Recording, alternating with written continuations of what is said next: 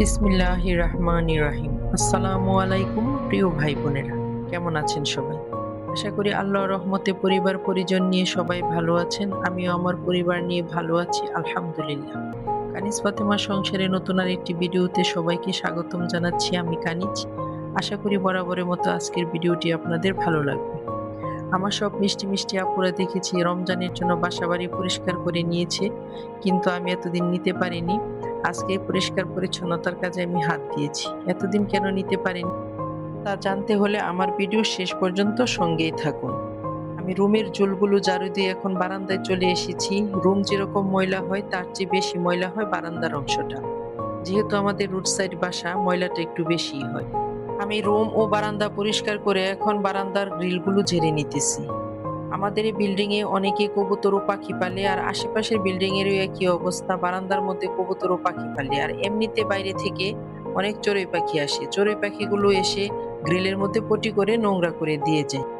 আজকে আমি আমার বাসার সবগুলো জানালাই মুছে নিব। শুধু রোজা বলে কথা নয়, পরিষ্কারের কাজ তো আমরা সব সময় করি। আর আমি এমনিতেও এই জানালাগুলো প্রায় সময় মুছি, যেহেতু এগুলোতে অনেক ধুলাবালি পড়ি। পানির মধ্যে একটুখানি পাউডার দিয়ে মুছে দিলেই বেশ হয়ে গেল জানালা পরিষ্কার। তো জানালা বারান্দার কাজ শেষ করে আমি রুমে চলে এসেছি। রুমে এসে ফ্যানগুলো মুছতেছি। এখন যেহেতু শীতকাল, ফ্যান তেমন একটা চালাই না, তারপরেও যে কোথা থেকে ফ্যানের মধ্যে এত ময়লা পড়ে বুঝি না। সাদা ফ্যান বলে কথা, রুমে সবগুলো ফ্যানই আমার সাদা। ফ্যানগুলো আমার জানালার মতো মাসে একবার করে মুছতেই হয়। এখন হচ্ছে দুপুরবেলা, আমার ভাই আসছে আমার জন্য আখের গুড়, তারপর ভাবির গাছের সিম ও লাউ শাক নিয়ে। আমাদের বাড়ি থেকে কিন্তু প্রতি বছরই আখের গুড় দেয়, আর আমাদের এলাকায় অনেক আখ ক্ষেত হয়। এই আখ ভাঙিয়ে রস জাল করে তারপর গুড় তৈরি করি। তো এবার যেহেতু রোজাটা শীতের মধ্যে পড়েছে, তাই বলেছি আমাকে অল্প করে গুড় দিতে। অল্প করে হলেও এখানে 5 কেজি গুড় আছে। গুড় যেহেতু ভারী জিনিস, অল্পতেই ওজন হয়ে যায়। আর আমরা কিন্তু সবসময় ইফতারিতে আখের গুড়ের শরবত খাই। আমার বাবার বাড়িতেও বাইরে আখের গুড়ের শরবত নিয়ে ইফতারি করে, আর আমাকেও ইফতারির জন্য আখের গুড় পাঠিয়ে দেয়। তো এখন সময় হলো আমার ভাই বোনদের কাছ থেকে একটি লাইক চেয়ে নেওয়ার। এতক্ষণ পর্যন্ত আমার ভিডিওটা যারা ধৈর্য সহকারে দেখেছেন, সবাইকে একটি রিকোয়েস্ট করছি, ভিডিওটির কোথাও কোনো অংশ ভালো লেগে থাকলে ভিডিওটিতে একটি লাইক দিয়ে ভিডিওটি কন্টিনিউ করুন। আপনার একটি মূল্যবান লাইক আমার কাছে খুবই গুরুত্বপূর্ণ। আপনি যদি আমার চ্যানেলে নতুন হয়ে থাকেন তাহলে প্লিজ চ্যানেলটিকে সাবস্ক্রাইব করবেন। আর দয়া করে ভিডিওটি কেউ স্কিপ করে অথবা টেনে টেনে দেখবেন না। দয়া করে ফুল ওয়াচ করবেন, কারণ একটি ভিডিও তৈরি করতে আমাদের অনেক কষ্ট হয়। ভাবি যখন এর আগেও সিম পাঠিয়েছিল তখন আপনাদের সাথে শেয়ার করেছিলাম আর বলেছিলাম কেউ যদি আসা যাওয়ার মধ্যে থাকে তাহলে এই সিম আরো কতবার পাঠাবে। এই যে দেখেন, এইবারও ভাবি 2 রকমের সিম পাঠিয়েছে, আলাদা আলাদা করে। আসলে এটা দেখানোর মতো তেমন কোনো বিষয় না, কিন্তু আমার কাছে এটা অনেকই গুরুত্বপূর্ণ। এর মধ্যে ভাবির আদর ও ভালোবাসা রয়েছে অনেক গুণ বেশি। এই তো খালা আসছে, যেহেতু বাসায় পানি নেই, খালার কি কাজ করবে? কাপড়ও ধুইতে পারবে না, ঘরও মুছতে পারবে না। তাই খালাকে বললাম আমাকে একটু কুটা বাছা করে দিন। তো এখানে সিম থেকে আমি কিছু সিম কেটে নিয়েছি দুপুরে রান্না করার জন্য। এটা আমি নিরামিষ ভাজি করব।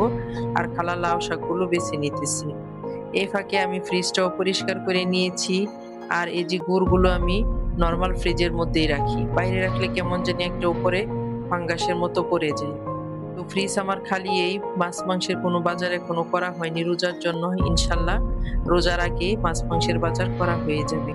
তো এই 2-3 দিন পানির সমস্যার কারণে আমি ঘরবাড়ি পরিষ্কার করার কাজে হাত দিতে পারিনি। আর এই যে এখানে মিস্ত্রিরা কাজ করতেছে, যে পাম্পটা আগে বসানো ছিল এই পাম্পটা প্রথমে তোলা হবে, তারপর নতুন পাম্প আনা হয়েছে, ওইটা স্থাপন করা হবে। তো এখানে একটা মিরাক্কেল হয়ে গিয়েছে। পাম্পটা যখন নিচ থেকে তোলা হয়েছে তখন দেখা গিয়েছে যে ওই পুরান পাম্পটাই ভালো রয়েছে, নতুন পাম্প আর লাগাতে হয়নি। তো আমাদের অনেকগুলো টাকা বেঁচে গিয়েছে। আর এখানে অনেক পরিবার থাকে বিল্ডিং এর মধ্যে, সবারই পানির কষ্ট দূর হয়েছে। এই 2-3 দিন কিন্তু সবাই আমরা পানির কষ্টের মধ্যে ছিলাম। এই যে নতুন পাম্পটা নিচ থেকে ঘরে এনে রাখা হয়েছে, এটা কালকে ফেরত দিয়ে দিবে। এটা কিন্তু এসিআই কোম্পানির খুবই শক্তিশালী একটা পাম্প ছিল। আর 2-3 দিন তাই বাড়াবো, খুব ব্যস্ততার মধ্যে ছিল। মিস্ত্রিদের সাথে থাকতে হয়, এটা ওইটা লাগে এনে দিতে হয়, একবার ছাদে উঠতে হয়, আবার নিচে নামতে হয়। আজ ছিল 14ই ফেব্রুয়ারি। এই দিনটার কথা তাই আব্বু ভুলে গিয়েছিল, কিন্তু এই দিনটার কথা উনি কখনো বলে না। আমাদের বিয়ের পর থেকে সবসময় দিনটাতে ফুল এনে দেয় আমাকে। তো আজকে সারাদিন যেহেতু ব্যস্ততার মধ্যে পার করেছিল, দিনের বেলা ফুল আনতে পারিনি। সন্ধ্যার পরে যেয়ে আমাদের জন্য ফুল নিয়ে আসছে। আর ফুলগুলো আমি একটা ফুলদানিতে পানির মধ্যে রেখে দিয়েছি।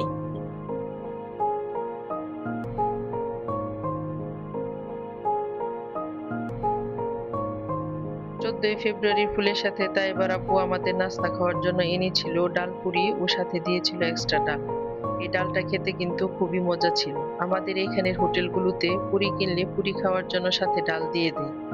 আমার কাছে তো সন্ধ্যার সময় ভাজা পোড়া খেতে খুবই ভালো লাগে, কিন্তু আমার মেয়েরা পছন্দ করে না। বড় মেয়েকে আমার সাথে ডেকে একটু খাওয়াচ্ছি, আর ছোট মেয়ে তো আসলোই না। আজকের মতো ভিডিও থেকে এখানেই বিদায় নিচ্ছি। দেখা হবে নতুন ভিডিওতে। আল্লাহ হাফেজ। আসসালামু আলাইকুম।